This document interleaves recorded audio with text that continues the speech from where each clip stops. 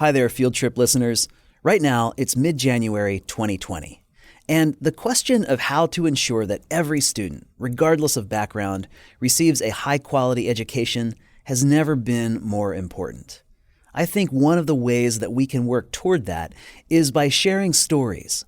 Stories of how schools are working to serve all students, provide opportunity, and come alongside those who, for any number of reasons, might not have the same advantages as others.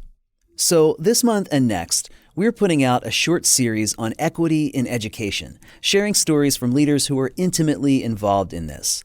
Over the next few weeks, we'll be sharing new episodes that look at equity in special education, and we'll take a detailed look at desegregation through the eyes of a teacher who was there. Today, we are revisiting a story we aired in the summer of 2018.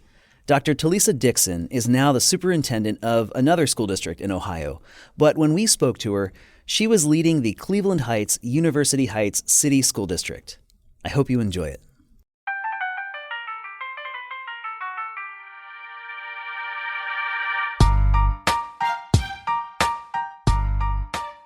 Having those tough conversations about race, class, our beliefs, and being able to say, we may not agree on everything, but we do agree that we want the best educational experience for our kids.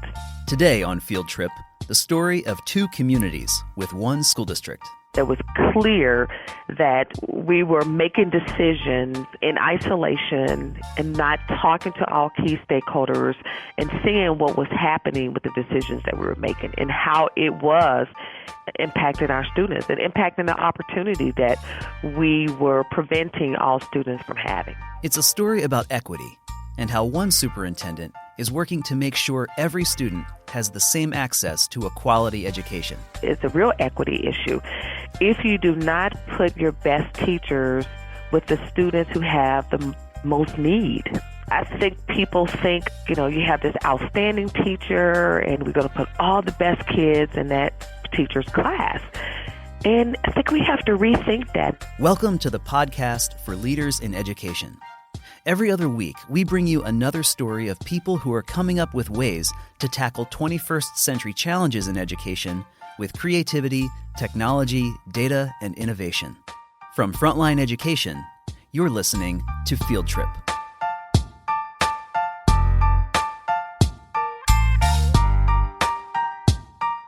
Today, my guest is Dr. Talisa Dixon, Superintendent of Cleveland Heights University Heights School District in Ohio. Dr. Dixon, it's good to have you here. Thank you. It's good to be here. Thank you for the invitation. That name, Cleveland Heights University Heights School District, often called CHUH, is an important clue to our conversation. These are two communities that share one district. Here are some numbers. Cleveland Heights has a population of nearly 50,000, Dr. Dixon said, about half of whom are minorities, mostly African American. And students from University Heights also attend school at the district. Around 14,000 people live there. It's wealthier and over 70% white. And we only have about 800 students that attend our school district from University Heights of a district that's 5,200 students. So the majority of our students live in Cleveland Heights that attend our school district. Dr. Dixon said the school district is about 80% minority, 20% non-minority. And I asked her why that is. One, we are fortunate to be surrounded by a lot of great schools, private schools, parochial schools. So there's a lot of choice in this area. And perhaps a lot of families choose those schools because that was their experience, if they had a private school experience or a parochial school experience. And that's okay. I believe that's okay. I just want to make sure that people understand that we are a good public choice option for their students. So, again, a lot of students attend those other schools because of their family's choice. What effect does having an 80% minority, 20% non-minority breakdown, what effect does that have on your district as a whole? Great question. Well, one thing, a positive effect is I think kids get to learn, the non-minority students get to learn from the minority students. I think that could be a positive. and that we make sure that all kids are involved in various different activities and learning from each other. So I think that's good. Also in the community, too, because, again, the community does not reflect the school district. So, again, you have 80% of minority students in the school district in a city that is primarily about 50% non-minority. We are going to be talking about the issue of equity today, and I wanted to ask, why is this issue, Dr. Dixon, so important to you personally? Oh, wow, that's a great question. When I first began my tenure here, I noticed immediately that it seemed that there were two school districts that existed here, and one that serviced the high-achieving non-minority students and one that serviced minority students.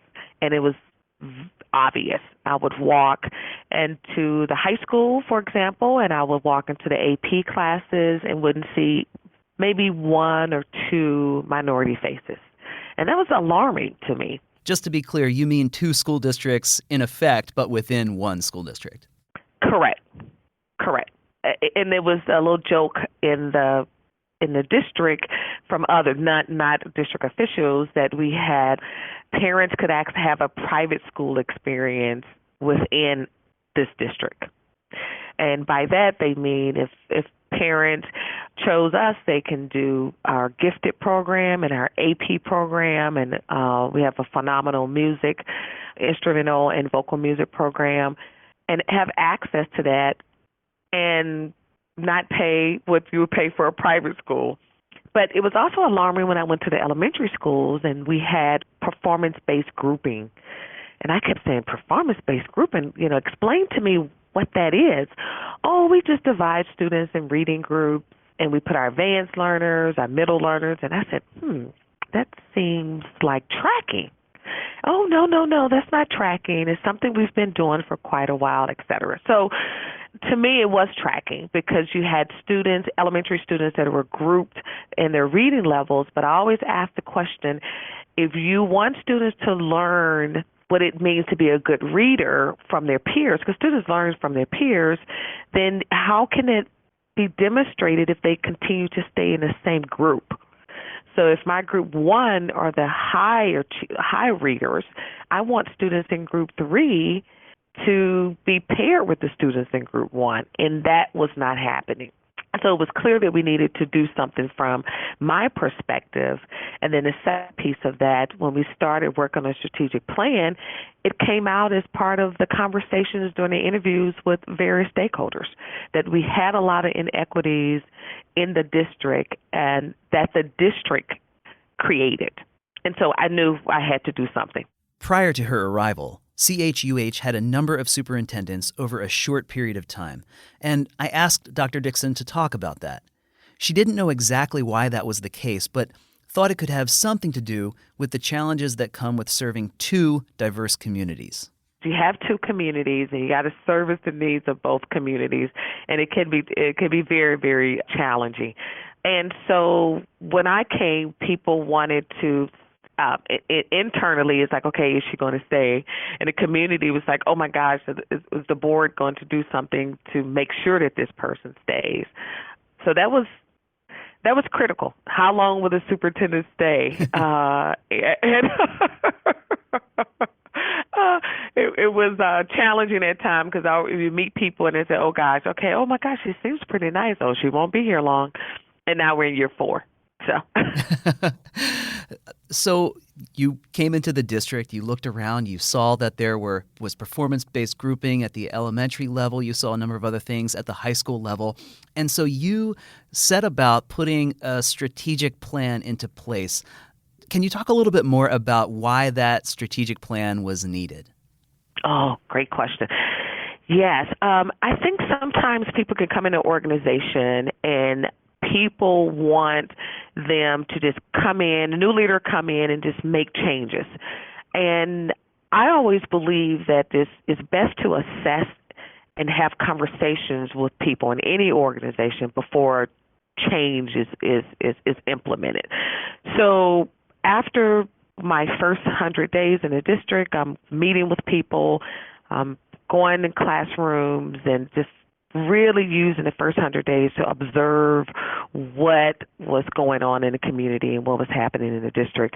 I talked to my board and stated, I really would like to start a strategic plan conversation. And the board really wasn't sure. They were not sure if this was the right pathway. And I just said, trust me, let's start this conversation. Let me back up. They've had strategic plans before. I think the last one may have been in, 2008, probably maybe 2005. So it's been quite a while. And I just stated that this would be good for us to assess what was happening, have some conversations with our stakeholders. And I think it would give people an opportunity to address the real issues. And they agreed. After some time, they agreed, and I secured a consultant. And we started the journey. It was about a 6 or 7 month journey that included school stakeholders, parents, students. It's about 40 or 50 people that was participants of this. Superintendents already have a lot on their plates. And when Dr. Dixon began at the district, hers was especially full from day one. For one, they were in the middle of a master facilities plan and were building a new high school the following year. So that was one. And then two, I started in August, and in October I received a letter from the state that says, oh, by the way, Superintendent, you're going to have 4 schools that are in ed choice status. And that meant ed choice designation, rather. And that meant they had not been achieving for 4 years consecutively. And the state was going to give parents the opportunity to access school vouchers. So if you live near one of those schools, now you can take your about $6,000 and use that to be educated in another school district. And she said, okay, we really need to begin this strategic plan and have the conversations that will help us address some of these challenges. We have to start the strategic plan. We have to have these conversations. And one was no one was focusing on student outcomes. So that was evident. There were not systems in place that kept people focused on student outcomes. We had silos. We had people there were no connection between HR, the educational services, the business departments, and I think in part because there were so many different leaders. So there was no alignment there. We had great teachers, great kids, and great families, but no one knew what was happening. They knew that if my child was in a gifted program, here's a pathway, and they were going to be successful. Well, if my students were taking AP courses, they had the best teachers, here's a pathway. And then we had a career and technical education program that I believe was just used as a dumping ground. Well, okay, the kids may not be successful, so we'll put you over here. And so it was clear, but we still had 26 sports programs. We have synchronized swimming. We have ice hockey. We have lacrosse. There was so many wonderful things. A fantastic vocal and instrumental music program. And I'm like, oh my gosh, we have all of this and no connection, and it was evident. Talk to me a little bit more about the lack of equity that you saw in your district. Did some schools get more resources than others? Did teachers want to work in some places and not others? And what effect did that have? Yeah, so great question. Families were sharing with me that if their students were not in the gifted programs, then they didn't believe they were receiving a good education. And so I kind of was digging a little more and said, well, what do you mean by that? Well, we have the gifted students were being identified as gifted in the 4th grade, and then they were pulled from their regular peers to a self-contained program. And they believed that those students in that program had the best teachers. I said, oh, okay. And then other families were saying, well, African-American students didn't have the opportunity to get in a gifted program because of the criteria that was stated. They believed it excluded African American students, specifically African American males. 2, principals shared that certain schools received all the teachers who were had some concerns, evaluation concerns. So we were placing what they called the low-performing teachers in specific schools, and those principals felt that they could never get the academic results they need because they didn't have the teachers who could really help move students. And then we had resources. So we had some principals and families said, oh, the schools on this side of town do not get as much resources as schools in another part of town. So we had all of those conversations, and I needed to dig deeper to see, was there some evidence in this? And in every case, I found that there were evidence that was clear that we were making decisions in isolation and not talking to all key stakeholders and seeing what was happening with the decisions that we were making and how it was impacting our students and impacting the opportunity that we were preventing all students from having. I'm really struck by what you said earlier about siloed information and not having a connection between HR and instruction and business. Can you talk a little bit more about that, both in general, what effect that has on your people and on your students, and then what effect that has on equity in your district? Well, one equity issue, and sometimes people don't see it as an equity issue, but staff placement can be, well, it is it's a real equity issue. If you do not put your best teachers with the students who have the most need, I think people think, well, you have this outstanding teacher, and we're going to put all the best kids in that teacher's class. And I think we have to rethink that and said, if we have kids with some really, really with needs and some academic challenges, who is the best person who can really help that student? It is that experienced, great teacher. It is that person. And so the district was not doing a good job making sure teachers were appropriately placed in certain schools. And so what that did, it kind of produced buildings where you had a lot of people working at the same level. So if you had a building where you had a lot of low-level teachers or teachers that were performing at a lower level based on their evaluations, they were sort of like complainers. Well, I don't really want to be here. These kids are very challenging. They're coming from various homes, and I can't motivate them. So you had a lot of that conversation that was happening with their principals. But then you will have your business department, for example, and the principal or teachers will say, well, I need something repaired in my building. Well, my classroom, well, that's not a priority right now at this school. Why don't we just, instead of putting a new ceiling fan in, we just repair this old ceiling fan. Or we would go to another school and it became more of a priority. Well, I'm not going to fix this ceiling fan. Maybe a brand new air conditioned window unit would be better over here. Again, a disconnect, or I'm not going to come and repair the heating in building 1 immediately. I'll wait until next week where another building, it was a priority. Okay, I will get someone over there today. Yeah. And then resources, when you talk about the educational resources, we have some schools that were, for example, international baccalaureate. And so it was, we're going to make these schools IB and these other schools, we may can get there at some point, but it's best if we focus on these schools at this side of town first. So again, people making independent decisions and no one connecting together to see how these decisions were impacting within the organization, but people from outside were looking and watching. And from their perspective, we were clearly making decisions that were not good for all students. And that brings us back to the strategic plan that the school board approved, and they began putting it into place.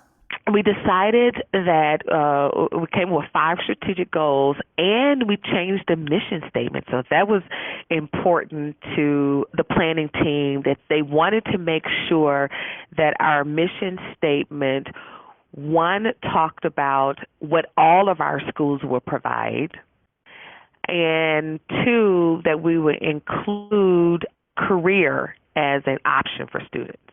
And so we made that front and center in our strategic plan. In our strategic plan and our mission statement. So our mission statement says our schools provide a challenging and engaging education. So it's our schools. So they wanted to make sure that meant all of our schools. And we want students to become responsible citizens and succeed in college and career. So the and career was something that we wanted to make front and center. Then we decided on 5 goals, and one of those goals was educational approach, equity, empowerment, and opportunities. They believed that we wanted every student, we had to be front and center, every student would have opportunities to this challenging and engaging education. And that meant looking at things like funding and teacher placement, as well as the curriculum. Does our curriculum reflect the students that we serve? The community may be 50-50, but our school district's 80% minority. And what do our materials reflect? How do we help make sure that our kids see themselves in the curriculum? And then how do we make sure that our teachers are being trained on how to teach students that look different from them? So many times people think they graduate from these colleges and educational institutions, and they say, oh my gosh, I'm going to be a teacher, and I've learned these tools, and I'm going to classroom, and I'm going to teach. Great intentions. But then you reflect and say, oh my gosh, so I have students with different backgrounds that may come to me not all at the same level.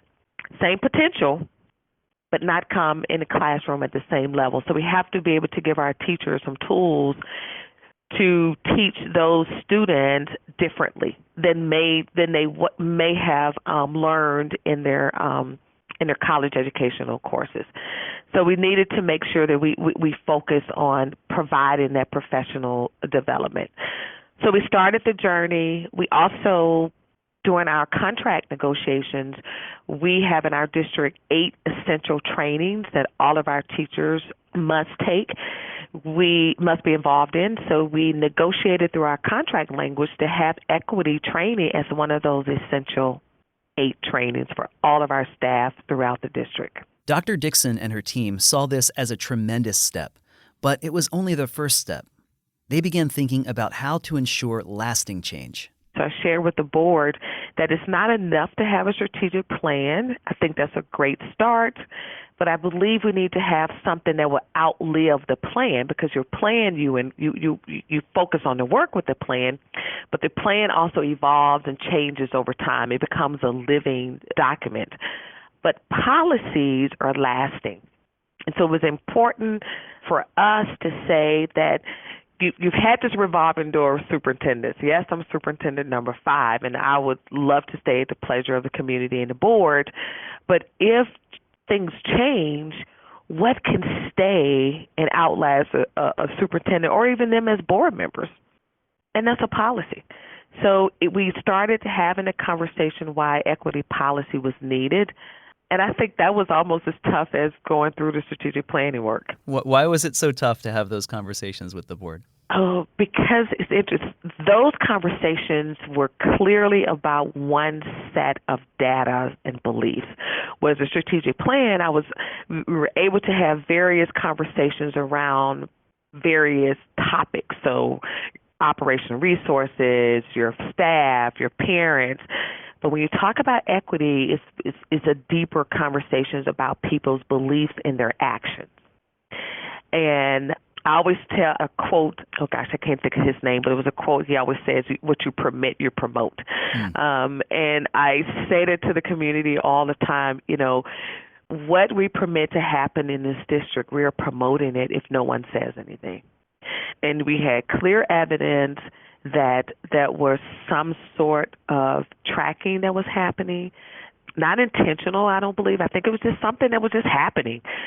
And we had evidence that we were not doing a good job placing teachers with students with the most need, et cetera. So how do we put something in place that addresses that? And there were conversations about, well, some students come with various backgrounds, and the data showed that our white students were outperforming our black students. And some of our board members believe, well, why is that? Well, are white students smarter than black students? Well, do you believe that white students are smarter than black students? Let's talk about that. Well, the data shows that the white students are outperforming the black students. Well, okay, so we're looking at the data. So, or you think that data is expressed that way because one set of students are born smarter than another set of students? So those were real conversations that we had to have. And, why is it?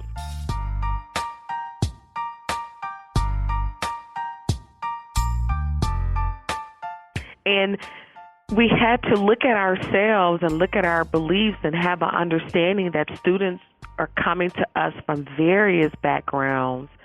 Families have different education experience themselves. But when they send their kids to the schools, they are sending their very best. And they're hoping that we are the ones that's going to fully educate their kids.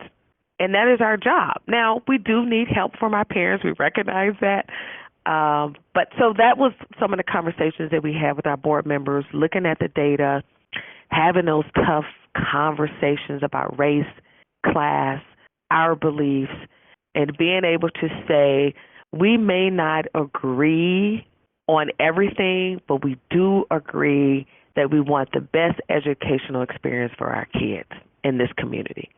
And if that means that we have to have a policy that will allow us to have some check and balances, then that is the right thing to do. I want to ask how you were personally perceived during this process. Can you talk about what it was like to walk through this as an African-American superintendent who came into this community and began this initiative? What about this situation made this easier or harder for you? Oh, great question. Well, that was tough. I felt that many people in the community were so glad that here's an African-American superintendent who was coming, who can make the tough decisions, who will address these issues that they saw and they felt and they experienced, and come out and just, hey, put the hammer down and say, we're going to stop this. And I believe in this community there were some white families that were hoping that happened too. But my approach to this work was different. It made me a little nervous. I can say that. It made me a little nervous because I didn't want to be the person who came into a community and saw things just my eyes and made decisions based on only what I saw and only what I experienced. Yeah. I wanted to make sure that I came and I listened to various stakeholders and looked at the data and had conversations with people about what things needed to change and why and how I could help lead them to that change. Because that's lasting. I believe that's lasting change. Those changes will outlive Talisa. Forced change will make people uncomfortable and will push people away. And then as soon as a different leader comes, then and that's done. I had to do a lot of self-reflection on that. Not walk around with my head in the sand and think that what was happening was not happening, but not choosing to go in a corner and not say clearly that it wasn't right, but made sure that my approach was the right approach to be inclusive for everyone to have the dialogue about what was happening and why change was needed. So you had to do a lot of persuading, I'm guessing, as part of this process. Oh, yeah. How did you convince people that this was the direction to go? I would say that it didn't take a lot of convincing because we started with the strategic plan. And so I was very intentional about that because I said if we get other people to tell the story, to tell their stories rather, to say this is what I experienced and this is what is happening, and then we found evidence of it, then my story is actually telling the stories of others and then telling others that what people were saying was true, but that we had a plan to address it. So it was, yes, we did see evidence that performance-based grouping was happening in our district. But what did we do? The next year we dismantled that. We said no more. No more we're going to do this. And it was tough. I had to have conversations with majority white families in some sense whose kids were benefiting from those classes and who they wanted their students to be in classrooms with minority students. However, they didn't want to be in classroom with disruptive minority students. And they believed that certain kids with certain backgrounds were disruptive in the classroom and took away from the learning of their kids.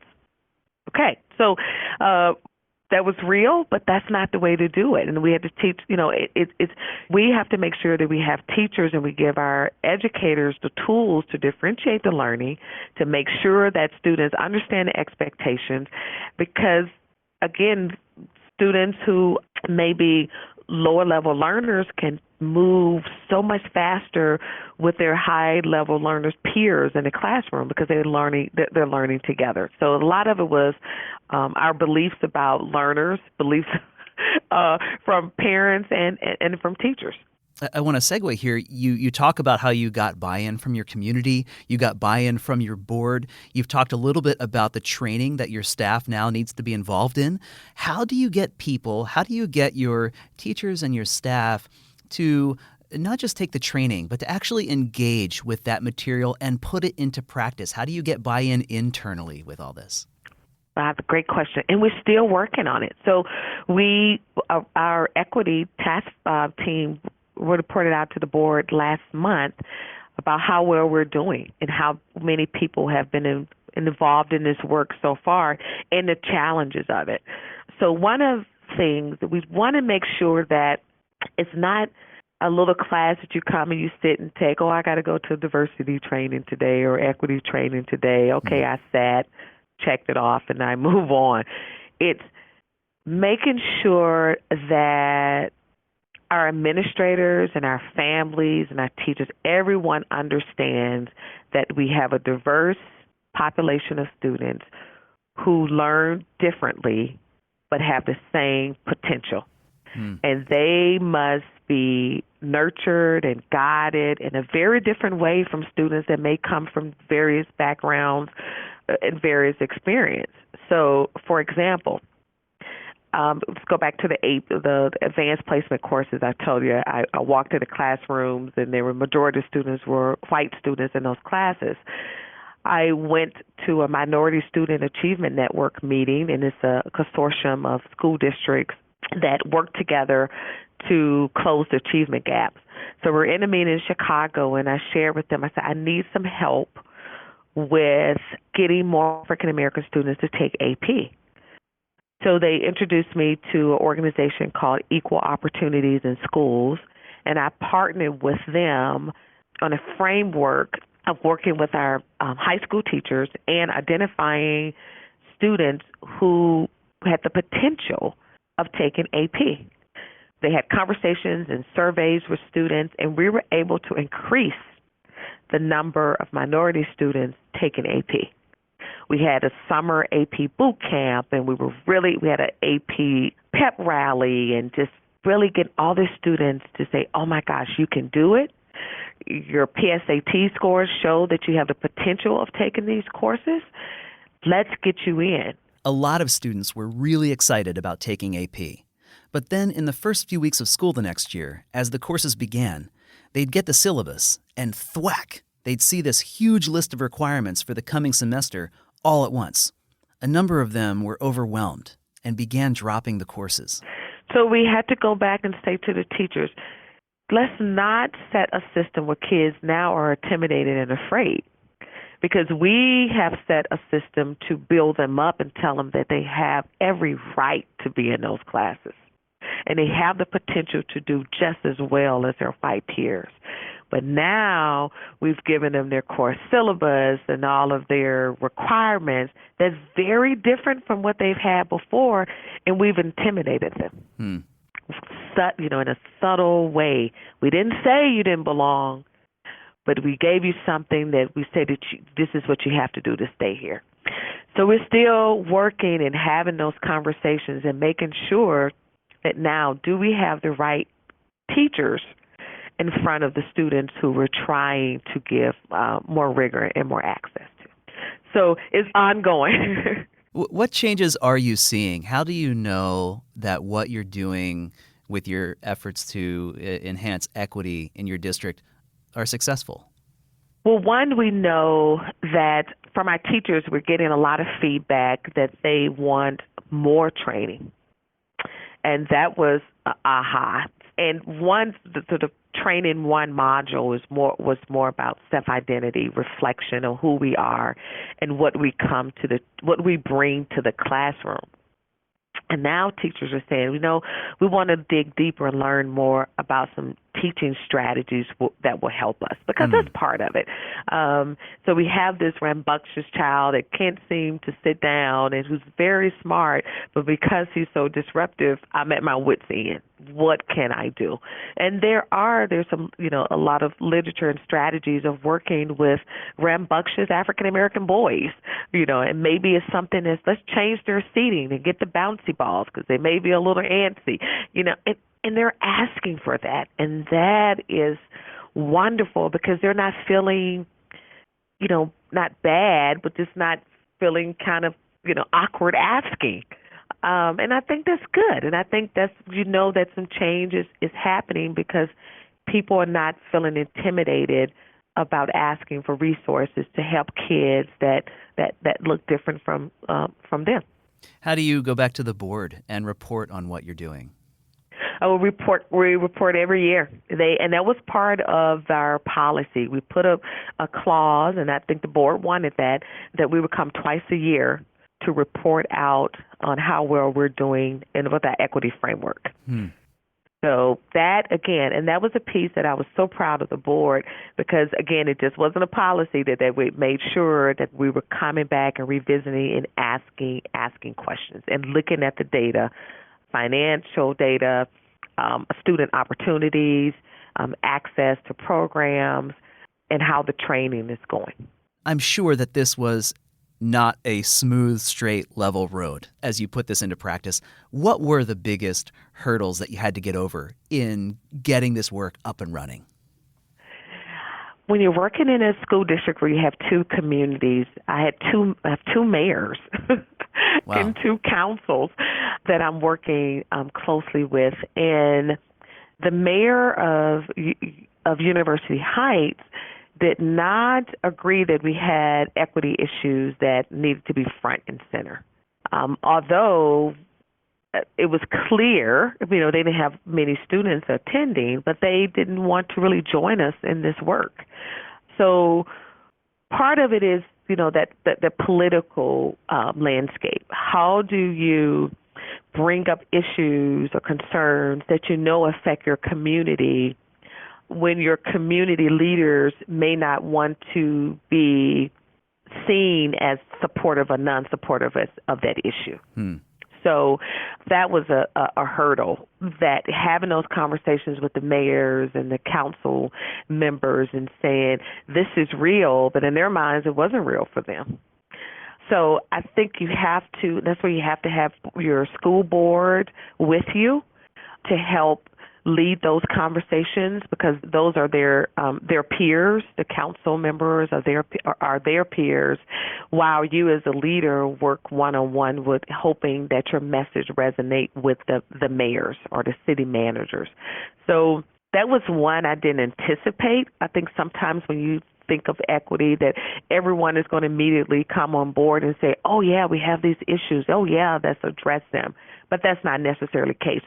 So this summer, all three communities and the mayors and the council people are going to participate in a racial equity institute training of 100 people that we're going to do a 5-hour groundwater training just to talk about the issues of race and inequities and the design of this, of design of racial inequities in the United States. So it's got a deep training that we are partnering with this organization and going to have my board, their boards, and other community leaders join us in this training and the conversation. Yes. I know that lots of district leaders are thinking about this very same issue and care deeply about equity. What have you learned since you started this effort, and what words of wisdom might you have for people who may just be beginning this work? I would say you have to have the courage to lead the conversations. They will be tough. You have tough conversations. Our equity issues were front and center, evolved around race. But there are other inequities that are happening, too, when you get to gender. But they have to have the courage to have the conversations when they see something that doesn't seem right or look right. Have the conversation and then have the courage to put some things in place. Do your research. Go out and look at articles and go to seminars and reach out to others about once I know, then what do I do? Because every community may not say, okay, we're going to put a policy in place. Every community may not do that. Every community teachers organization may not partner and say, okay, we can, we will agree that we need some, this is one of required trainings. But I think every community would agree that we want what's best for our kids, and if something that we can do differently, let's have a conversation about it. So I think that's big, because you're the leader of that organization, and again, what you promote, and I always also say, when you don't respond is also a response. So we have to be clear about our actions and what we are allowing to happen in our organization, because kids are watching, families are watching, people are watching from the outside about what are you going to do? What are you going to do next? Oh, what is he going to do? What is she going to do? And is it right for kids? Well, my guest today has been Dr. Talisa Dixon, Superintendent of Cleveland Heights University Heights School District in Ohio. Dr. Dixon, thank you for taking the time to talk with us today. Oh, thank you. It's been a great opportunity. And yes, I appreciate you asking and digging in this area, and I hope that the information that I've talked about today, and the things that I've shared, would help other district leaders have a conversation with their communities about something that's definitely so important.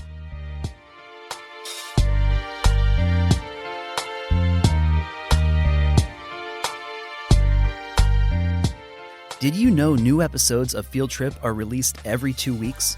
Don't miss a single one. You can subscribe wherever you get your podcasts. Field Trip is a podcast from Frontline Education. Frontline's industry-leading software is designed exclusively for K-12 and is built to help school systems recruit, hire, engage, develop, and retain their employees. For more information, visit frontlineeducation.com/fieldtrippodcast. For Frontline Education, I'm Ryan Estes. Thanks for listening, and have a great day.